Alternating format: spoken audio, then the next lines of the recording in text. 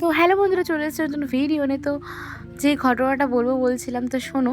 বিগত কিছু মাস ধরে আমি ভাবছিলাম কি বড় মার কাছে আমি পুজো দিয়ে যাবো, কিন্তু সেই জিনিসটা না আমার হয়ে উঠছিল না। জানি না কোনো কিছু বাধা চলে আসছিলো, বা এমনকি আমি পুজো দিতে গিয়ে অন্য কোনো মন্দিরে গিয়ে পুজো দিয়ে চলে এসেছি, বড় মার কাছে পুজো দিতে যাইনি।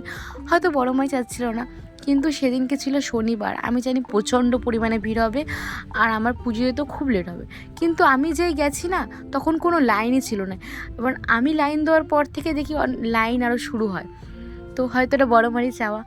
দেন বড় মার মন্দিরে যখন ঢুকি, তো একটা পুরোহিত উনি বলে যাও সামনে গিয়ে পুজো দাও, আর তারপরে আর একজন পুরোহিত এসে বলে শুধু বড় মার ফটো তুলতে পারো। তো এই জিনিসগুলো সত্যি হয়তো বড় মাই চাচ্ছিল বলে জিনিসগুলো হয়েছে। সত্যি কথা বলতে গেলে বড় মা না চাইলে হয়তো কোনো কিছুই সম্ভব না। সেটা আমি আবার একবার প্রমাণ পেলাম।